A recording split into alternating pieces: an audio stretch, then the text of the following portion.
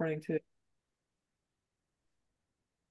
Okay, so welcome everybody to Pioneer Title Agency's Title Tales. Today we're talking about FIRPTA. So fun. I just like to say FIRPTA, honestly. It reminds me of the chef guy on the Muppets, but whatever. So very FIRPTA, FIRPTA, FIRPTA. Uh, Yes.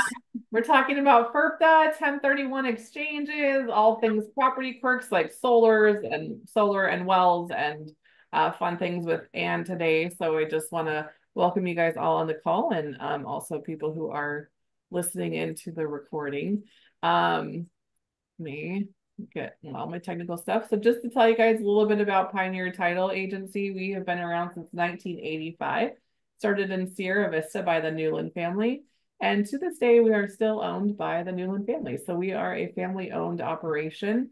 We cover the entire state of Arizona, but we only cover the entire state of Arizona. And that makes us different because we know very, very well how to operate within the laws and rules of Arizona, which are different than almost any other state.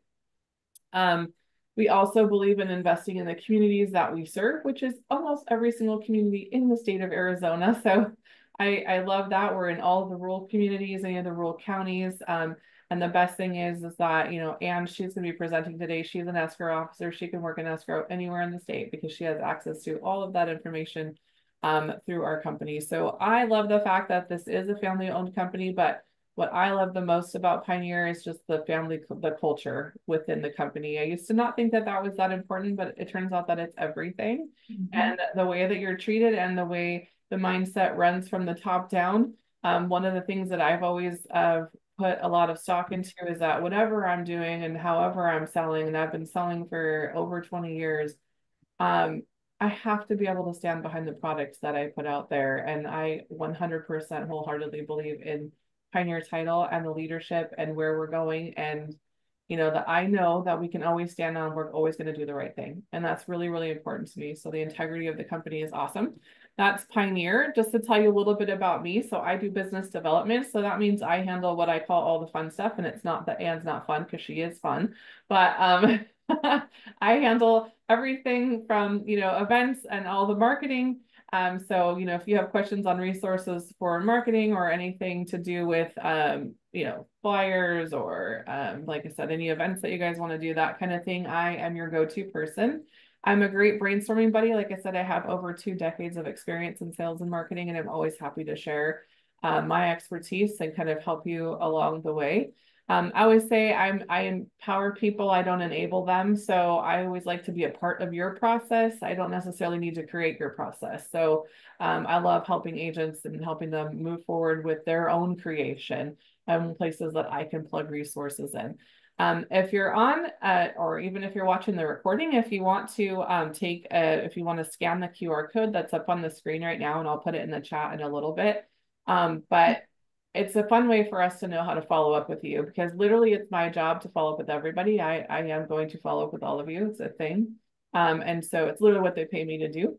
And so I like to know how to follow up with you, kind of where you're at in your hunt for, a title partner. So we do these classes so that we can help get information out there so that you can see, get the expertise and experience from things that you're going to encounter every day in title and escrow. But we also, like I said, like to follow up and make sure that, everything there is about Pioneer and see if we can make a connection. So I find that most agents fall into one of 4 or 5 categories. So when you scan that QR code, you're going to be given some categories and be able to choose how you want me to kind of where you're at and how you want me to follow up with you. So you'll see when you scan it, there's an A option. So the first option is that you have a loyal relationship with the title company.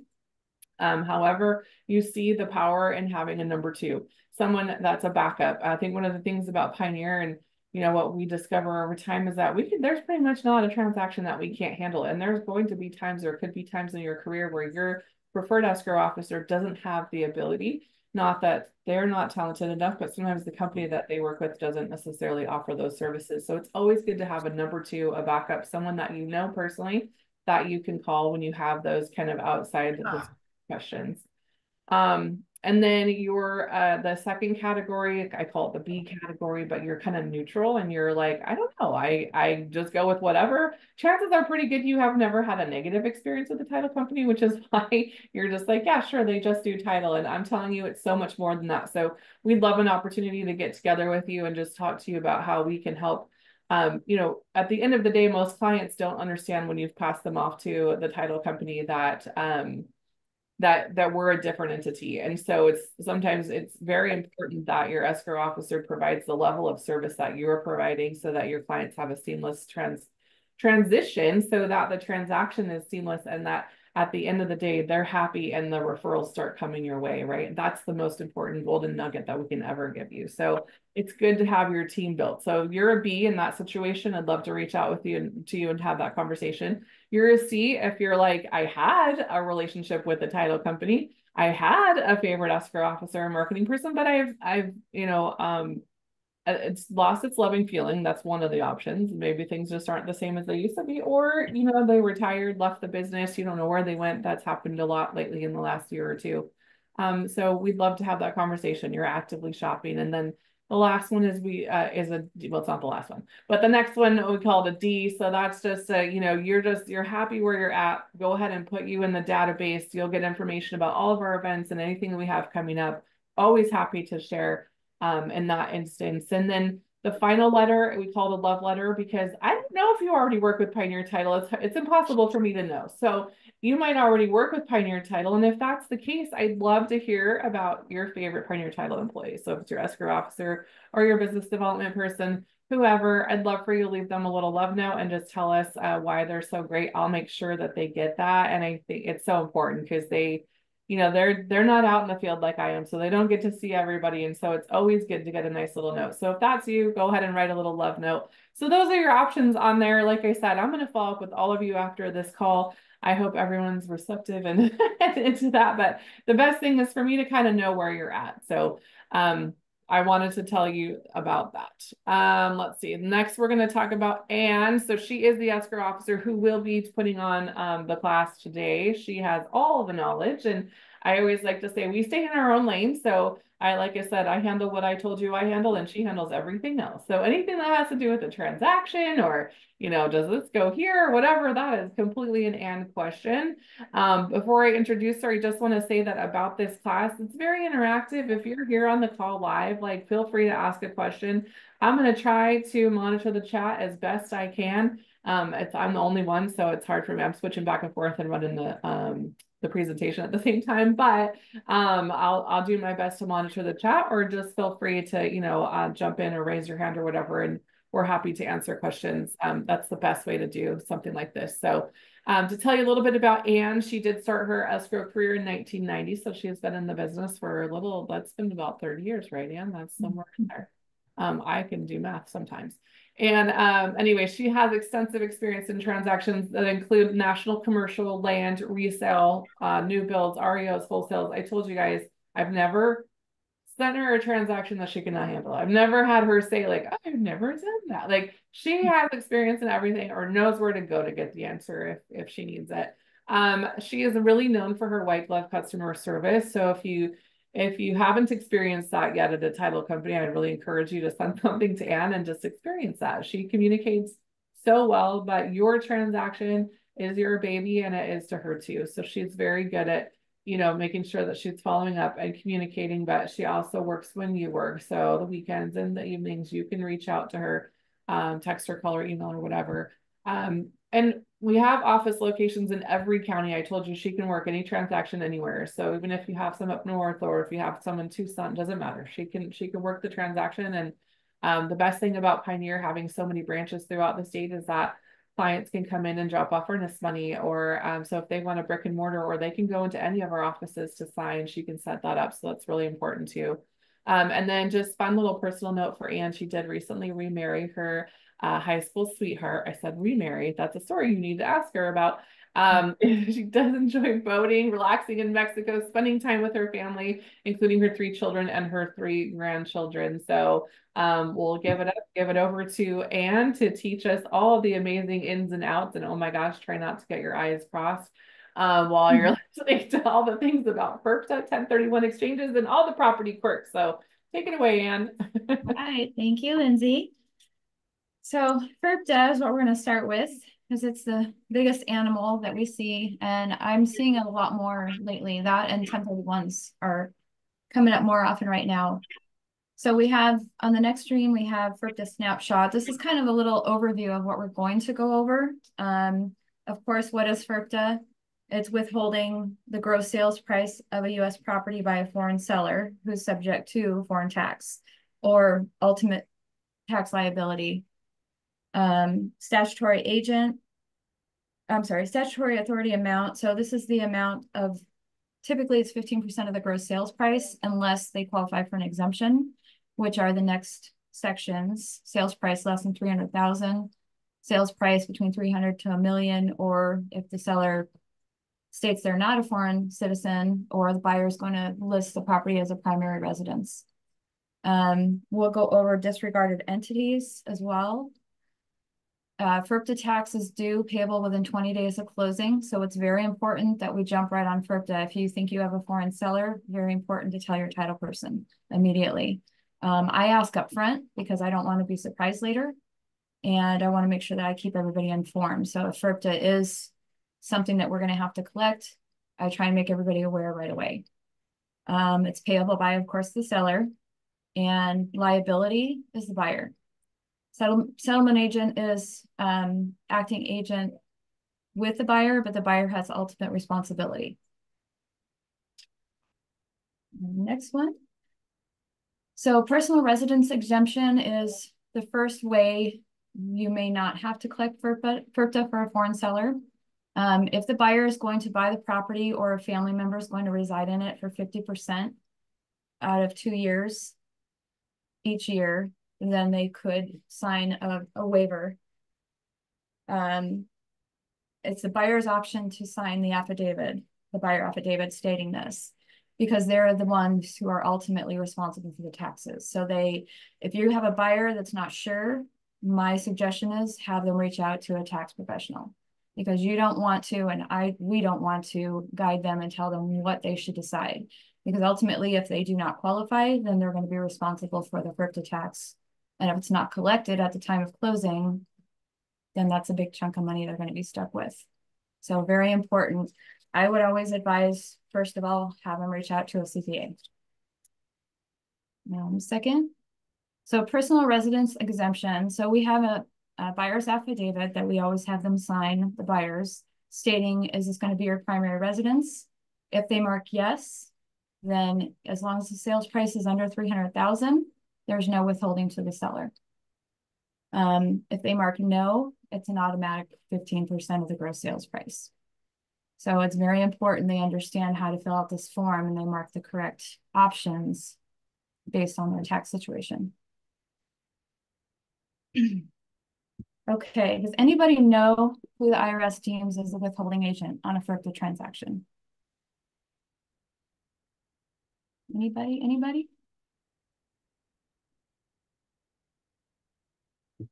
Okay, next one Ya is the acabó. answer. Sí, va para afuera. Si quieres agarrarlo allá al frente. Okay.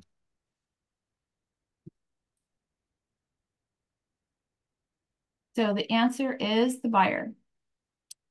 The buyer is always the withholding agent. So when we send out the tax forms, the FIRPTA tax forms, every single time the buyer will call me and tell me, where do I sign this form? Because at the bottom, looks like I'm supposed to sign here, but it says signature of the withholding agent. Aren't you the withholding agent? It's confusing because we're withholding the FIRPTA tax. We are not the withholding agent. The withholding agent is the person responsible, which according to IRS is the buyer. So very important that you understand this when the buyer is asking you questions as an agent, that they understand they are the responsible party, including a business entity. So if you have a business entity, they are the withholding agent. It's always the buyer.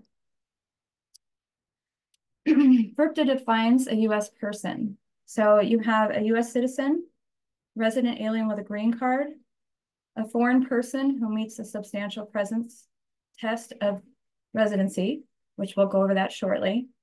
We'll also go over domestic corporations, partnerships, disregarded entities. Also, we'll cover that shortly. A fiduciary, we'll go over that shortly as well. And a foreign entity, which is elected to be treated as a domestic entity. These are what they require, or what they define as a U.S. These are the general types of taxpayer IDs that they would need. Of course, Social Security card, a federal tax ID number for businesses, or for people who are not eligible for a social number, taxpayer ID number. Joint title holders, if either spouse is a foreign person, withholding is that spouse's responsibility.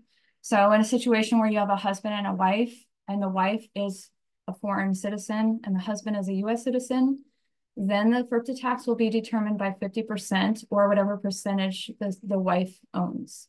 They will be charged or withheld the tax amount based on that 50% or whatever the percentage is. Next one. So substantial presence test, I've actually had this come up once. I do still, like I said, always advise that the customers seek CPA advice, but there is the substantial presence test where they could qualify not to withhold. And that would be if they're considered a U.S. resident, if they're present in the U.S. for at least 31 days during the year of sale, and then you could see the next portion below. It gets kind of convoluted. So you definitely want to reach out to a CPA, but if this is your only option, I have seen it happen before where this does qualify. Legal entities and trust. This is a quick little snapshot that tells you if withholding is required or not based on the type. So U.S. corporations, not required. U.S. partnerships, general limited, not required. Foreign companies or corporations, generally required withholding. Domestic, required. Domestic LLCs, not required. And trusts, not required if the trust is subject to U.S. courts of law. Tax ID numbers for business entities. This just kind of gives you an idea where they can get that if they don't have one already. Just the link to the IRS. Okay, disregarded entity is a business entity that has the following. It has a single owner, is not organized as a corporation, and has not elected to be taxed as a separate entity for federal tax purposes. Fiduciary, someone who manages money for somebody else. So they would not be subject to withholding, the fiduciary anyway. Withholding, there's a lot of confusion. Withholding is not a tax. It's the prepayment of tax due from the seller, much like federal income tax. Withholding is due unless non-foreign certification from seller is received. IRS withholding certificate, eliminating or reducing the withholding. This would be required prior to the closing. So they can still work on the withholding certificate. The funds will go to the IRS, and then they could get whatever difference that they are expecting back at that time if it's not done prior to the close of escrow. Or if the buyer waives withholding pursuant to personal residence exemption, which would be the buyer's affidavit they would fill out, or notice from seller on non-recognition treatment due to a 1031 exchange, which would have to be the same exact day of closing and no boot to the seller. Non-foreign certification is a document that we send out in our opening packages. Pretty much every title company that I've been at does this in the beginning. So this is a form that'll ask them if they're a non-foreign person, asking for their social number and all their personal information. Withholding certificate is the document that they will fill out to try and have a reduced withholding or no withholding. Again, this must be done before closing or turned into us before closing. Otherwise, we have to send the funds and then they can follow up with the IRS on this after the fact. Liability for failure to withhold. These are the differences. So real estate agents can be liable. Buyers, settlement agents, everybody can be liable. We want to make sure that we are checking with the sellers, knowing if they need to file or not, referring them to the right professionals. Liability for withholding to the buyer is when they go to file, if it's not done correctly, they can incur interest and penalties, also imprisonment. Oops, there you go. Amount realized. So the amount that we charge the FIRPTA withholding is based on the sales price. It is not the net proceeds. All the consideration as far as mortgages and all that are done when they file their taxes. So very important to know that it's based on the sales price. A lot of people assume it's the net proceeds, and that's not correct. This form and the next form are the two forms that will get filled out at closing. So it might be good to keep a copy of these. Agents do not have to help fill these out, but sometimes if your clients have a question for you, this one specifically, if you look at the bottom where it says sign here, is where it says withholding agent. And this is actually where the buyer signs. So a lot of buyers get confused. They assume that the title company or the title agent is the withholding agent. That is not correct. They need to understand fully that they are the fully responsible party for this. So they want to make sure that all their information is filled in correctly. This is a sample form that shows you what the buyer is going to be required or the seller is going to be required to fill in and where and why. And same with the next form. These two forms will go to the IRS with the tax withholding. These will be fully completed before we can close and submit to the IRS. This is a FIRPTA CPA referral. These are a couple CPAs that we have on file. If you ever need an extra CPA to refer your clients to for questions, these are a couple of them. You can use any, of course.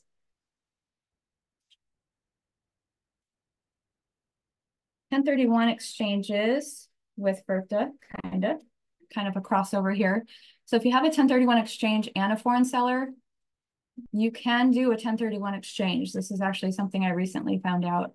Withholding is not required from foreign person, provided that the closing's on the same day and then there's no boot to the foreign seller, meaning no extra funds going to the seller. All the funds must be transferred into the new escrow. This is a little tip sheet for 1031s. The biggest thing is identify within 45 days the new property.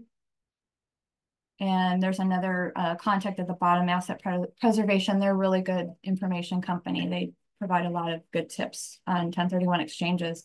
I encourage you to reach out to an exchange person if you have any other questions. They're the best people to answer those. This is a checklist for 1031 exchanges. I thought I kind of kept this in my nuggets of information because it's kind of a little check sheet for you to go through, and it helps identify what you're going to need, what's involved, and something great to provide to your customer if they have a 1031, along with contact information on the bottom as well. These are a bunch of other 1031 exchange accommodators. If you need referrals, all of these are good. Asset Preservation is one of my favorites. They've always been full of information and very generous to answer questions and help out. Then we have wells. Wells on a property. The biggest thing is if the well is on the subject property, it must be transferred. We'll need the well registration number. If the well is not on the subject property, it's not transferred through escrow.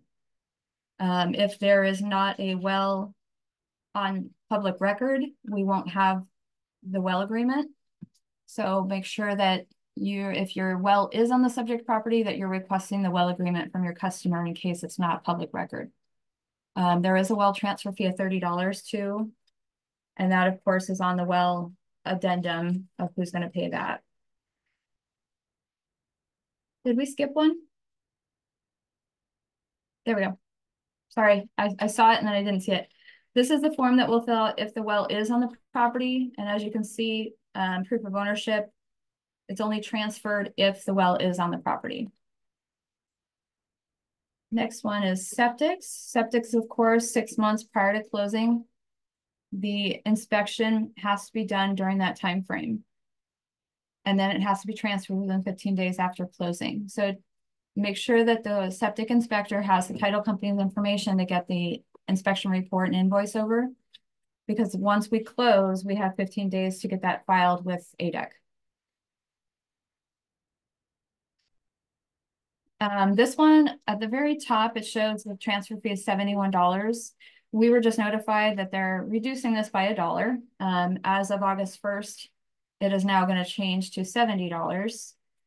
And this is the transfer fee you'll see on the septic addendum. As far as who's paying the transfer fee, that's what they're talking about. And then the inspection fee, of course, is typically paid by the seller. So you want to make sure, definitely get those to the title company so they can deal with getting that transferred at closing. And last is solar. Solar is the biggest thing, is making sure if there's transferring the solar from seller to buyer, that you have your sellers and buyers reaching out to the solar company to begin the application process. This is not something the title company can help with. Since we're a neutral party, we cannot help with completing applications. The solar company will not talk to the title company until this application process is complete and approved. Then they will provide the UCC termination. So always keep in mind, a UCC termination is required on any properties that have a UCC on them with solar, water, softeners, whatever else have you. The only way we can remove that and provide a clear title is to get a UCC termination. Questions? This one was the fast one today. I think we just kind of rolled through it, but because I think this is, while everybody's unmuting and asking questions, because I know how many questions you guys have. This stuff.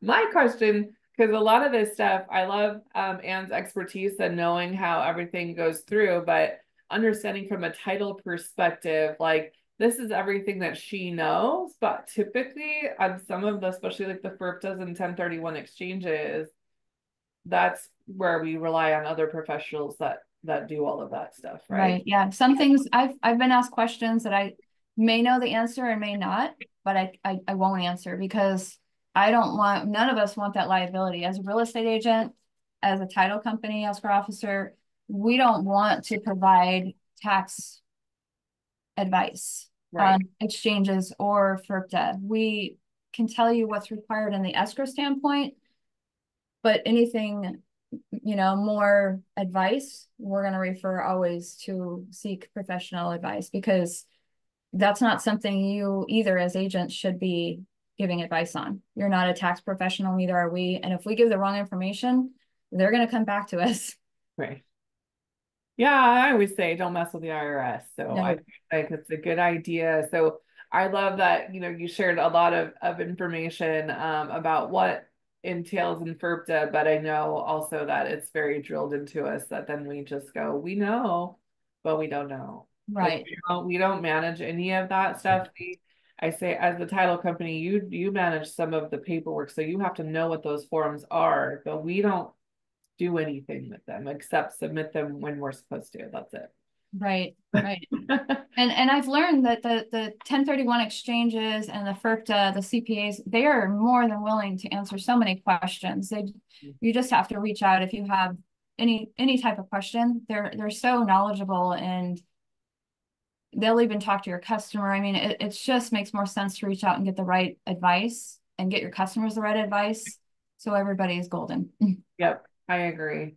So I just wanted to make that. I think it's very complicated. And I think because we just did a training the other day and I was like, and basically we come out and they say, here's all this super complicated stuff. And can you see why we don't put our hands in this? Can you see why? And even as an agent, I think it's just to know when this comes up to let your escrow officer know so everyone's on the same page, but then everything gets referred out to people who know what they're doing as far as the IRS and taxes are concerned. So I love that. Nobody has unmuted to ask a question, so I don't see any hands or anything. I do have one more thing. I don't know if I covered this good enough, sorry. The very first snapshot that we went over, we have the timeline is 20 days when we close to submit the withholding package. So it's critical that all the information is provided and it's done correctly. And I actually had a transaction that I had just opened And the real estate agent asked me, is this going to be FIRPTA required? Is withholding going to be required? I told her yes. Based on what I see so far, yes. She's like, well, I know another title company that'll do it and they won't withhold it. They'll figure it out. I'm like, okay, all the power to you. Yeah. You know, I'm not going to argue. It's not my place. I'm a neutral party, but in my heart, I knew it's going to be a problem. She actually reached out to me a year later and told me it's a freaking nightmare. She said they did not withhold. They should have withheld. They got around it somehow, had people sign waivers, and now the buyer has a huge tax liability. She's been sued by the buyer because she pulled it from one company to the other. The company that was going to do it properly, they just didn't like the answer. The seller did not want to withhold. They were upset. So in the end, now it's a big problem. So you need to protect yourself and your customer. And especially if you're the buyer's agent, don't just let the seller talk you out of it. If it needs to be withheld, it needs to be withheld. They need to deal with the consequences. Mm-hmm. And I have heard too, I mean, it's something for the IRS to sort out. And if they have withheld too much, it's just like They get with it back. tax refunds, they'll refund them. Just same thing as if Yeah. they pulled too much from your paycheck. It's the same concept, but at least you don't get in the middle of it. I It's a think. hassle, but is it really not now? What is the hassle that this agent's going through now? Yeah. It's a hassle and a liability and a huge debt. Right. And that's why we all Not see worth it. there when it comes up, but then how to properly handle it, which is Right. most people don't handle it. It's Yeah. mostly like, yeah, know exactly what forms have to come out. But other than that, you know, they need to go through a professional to get that advice. But and I love that again, you have that expertise to know what forms and things we have to have in order. But you know, and like she said, you've got the 20 days from close of escrow and escrow, I think this too, that you know how to mark the check, because I did hear that that was a problem for a while, right? That like people weren't writing down the right TIN number, or it was Right. going to be transposed, or it didn't get applied to the right account, and it doesn't matter because the deadline's a deadline. So it's really important to have those partners that know how to do their portion of what we're doing. So That's another, yeah, that is another problem because if they don't have the seller's tax number, if the seller doesn't have a tax ID number yet, when we submit the package, because we only have 20 days, and if the seller hasn't gotten a TIN number yet, we put the buyer's TIN number or social number on the check. That way it still gets processed. So yeah, if you send it without any social number on there, it's going to get rejected and sent back, and then you're going to have more problems. So it's really important that you know you're working with an escrow team that knows the process in and out as far as what needs to be submitted so it doesn't get delayed or kicked back. Or you're not working with an escrow team that's like, oh, we'll get around it. I know the seller doesn't want to pay that 15%. We'll figure it out. I can't believe that happened. Oh. Never do that. It's not worth it. If you're all taking notes right now, that's one of the biggest notes. Do not do that. But again, like these are very kind of, they feel like complicated subjects, but I think that once you have the resources and people to bring in that know what they're talking about, it feels so much better. So I say from an agent perspective, like always let your escrow officer and keep them in the loop, but then we have the resources, and I'm sure that your broker also has resources of people to reach out to handle all of that stuff. So I And you did can always questions. reach out to me too. Questions. Yeah, so if you're listening to this on recording, I know a lot of people do. Feel free to shoot us a question if you have one. And then, you know, always anytime you can reach out to myself or Anne. You know, I always don't send me a contract. I don't know what to do with it, but Anne does. So that's kind of how you do that. But I am happy to direct you in the right direction if it's something I cannot answer. So if you guys have questions, or like I said, this is just one of those like kind of, like I said, try not to get your eyes all crossed while you're listening, because it's a lot. I listen in on it and I'm like, oh, that's great. Glad I don't handle that.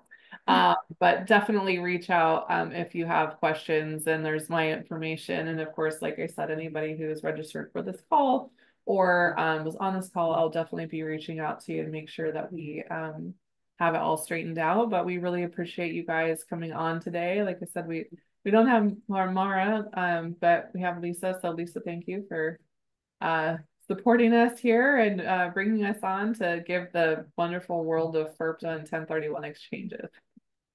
Thank you so much. That was great, you guys. Awesome. Appreciate it. All right, you guys I'm going to end the recording before I forget. And you're going to forward everybody